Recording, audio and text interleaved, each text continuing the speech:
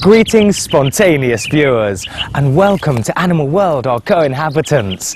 Today's program features an interview with vegan telepathic animal communicator, therapist and equine specialist Holly Davis of Wales, United Kingdom. The talented Miss Davis is also a columnist for such British publications as Equi Ads Magazine, Pause for Rescue Magazine, Vision Magazine and Natural Horsemanship Magazine. She is currently writing her own book about horses that is entitled When Worlds Collide, Why the Horses Came. In late spring 2010, she will be appearing in a program about animal communication that will air on one of Britain's Sky TV satellite channels. Aromatic plant extracts can help animals recover from illness or enhance their health. A key principle of the practice of animal aromatics is allowing the animal to select the appropriate aromatic to use. Let's now hear from Miss Davis about how she helps her horse companions help themselves. I've primarily been working with it with my own horses. I've been working with it for about 2 years now, and we've been making, some really good headway with it. My Arabian horse Alfie, so far over the last 2 years, has been able to get himself through 3 different allergies, mud fever, photosensitivity, and help his immune system. We've got another little pony with a partially collapsed windpipe and hypersensitive airways, which had to keep being injected with a very nasty steroid drug in order to help with her breathing, who now through the self-selection takes natural essential oils or powders, and within half an hour she doesn't have a problem. And funnily enough, since having them, we haven't actually experienced any problem with her breathing for the last 3 months now. That's incredible. So the horses pick the medication themselves? You put it there and they choose their own medication? Yes, they choose their own medication through being able to smell it.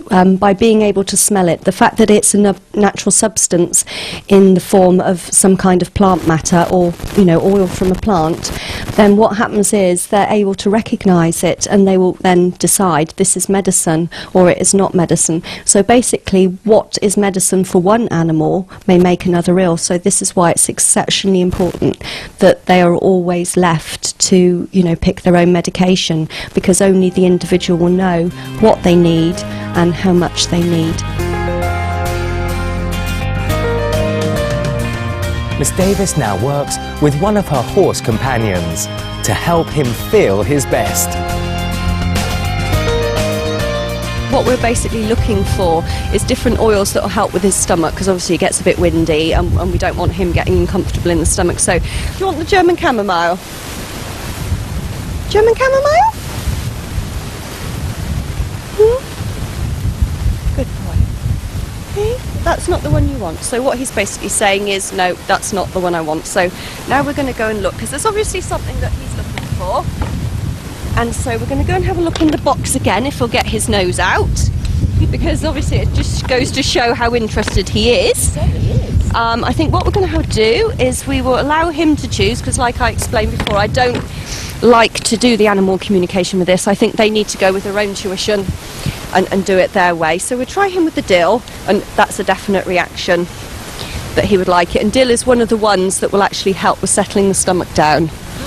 Okay, there we go. All right, do we want any more? Okay, would you like any more, my boy? Yeah, good boy.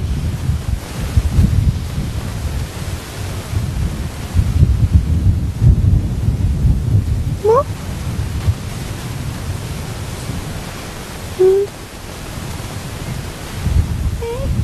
So that's just his sign. I've had enough of that one, basically. So do we try? This is the carrot seed, which is very good for the liver, cell regeneration. There you go. You fancy some of that one as well. Good boy. Good boy. So it's basically just important for them to be able to take as much as they want and what they want. And when they've had enough, they'll stop taking it. Sometimes they'll just choose to smell it, which more often than not always the case, but more often than not will be the floral oils, the emotional oils, because even just by smelling them strongly, the molecules from the oil will go up the nose and soak into the mucous membrane, so that they're getting it that way. But from the more physical oils, more often than not, they'll actually like to take it this way. This particular one, the carrot seed oil, I had a pony with hepatitis who actually, a very small pony, that went through 3 bottles in one day to help with his liver. Miss Davis sought advice from her horse companion Alfie when she was ill. He recommended a natural remedy for a bad cough Holly had had for 6 weeks.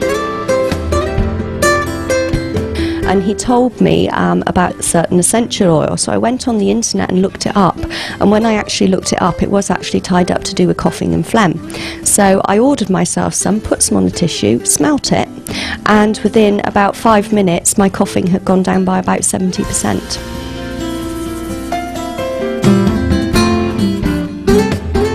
When we return, Holly Davis will speak about some of the important messages that animals have for humanity. Please stay tuned to Supreme Master Television.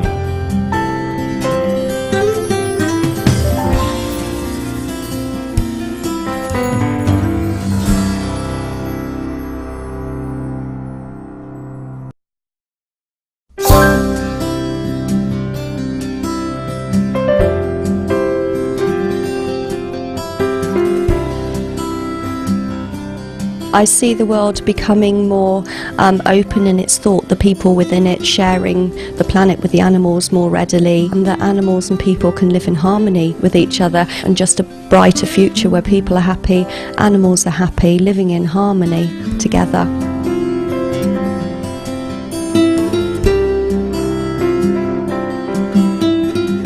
Welcome back to Animal World, our co-inhabitants, here on Supreme Master Television, as we resume our interview with vegan telepathic animal communicator, therapist and equine specialist Holly Davis from the United Kingdom.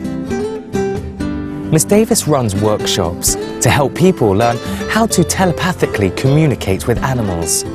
For those who are unable to attend these sessions, she has created a distance learning diploma course through Stonebridge College UK, through which people from all over the world can enroll and learn in their own home. She is also a gifted writer.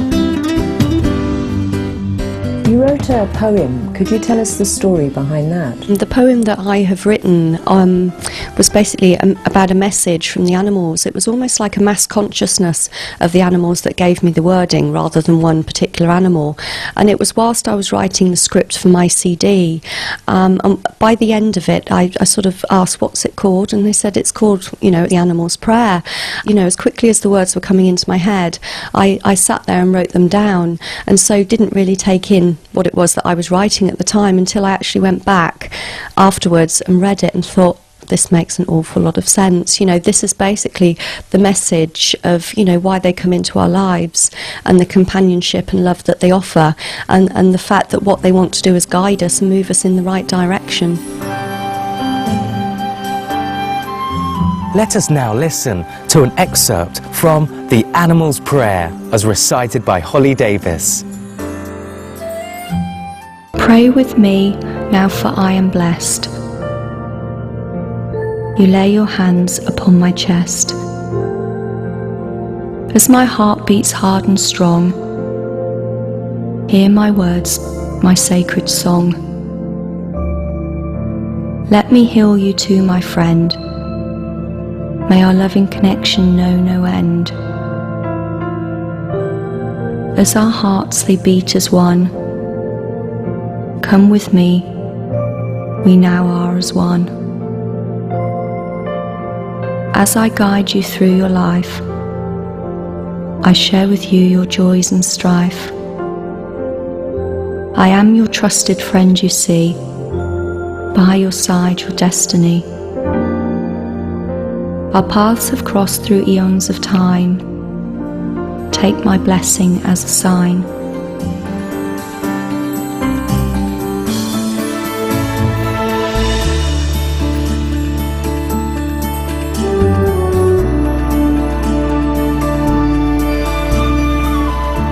Besides sending their unconditional love and blessings to us, do the animals have any urgent messages for humanity?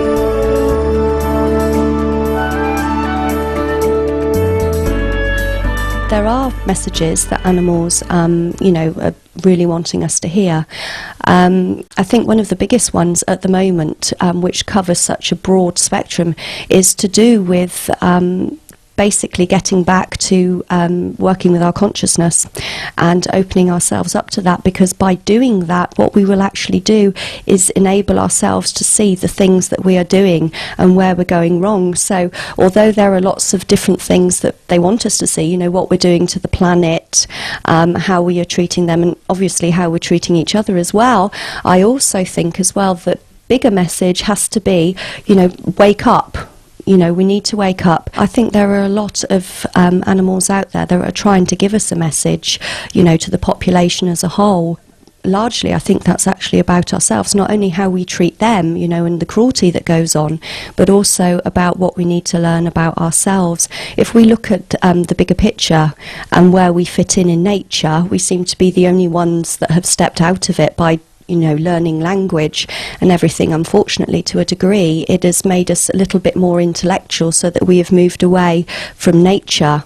And so I think one of the biggest things that animals are teaching us is to reawaken the parts of the brain that we have shut off, to be who we are, to let the ego drop a little bit, and to sort of like step back in, to nature and understand that we are all equal and that we can live in harmony, and, that it's not about abusing others, it's about respecting them, and that by doing that, a lot of the wars would stop, a lot of the way in which we treat animals would go away, and it, all in all, it would just make us a lot happier in general.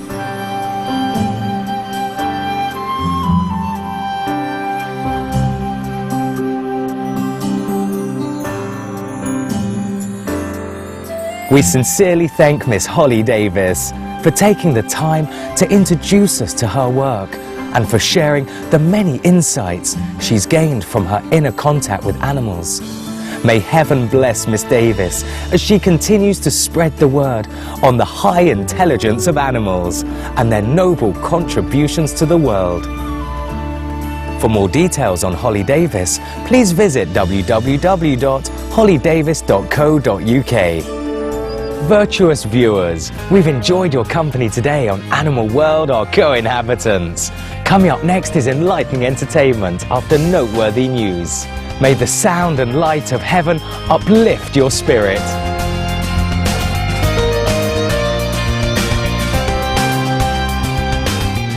For more details, please visit www.suprememastertv.com/AW.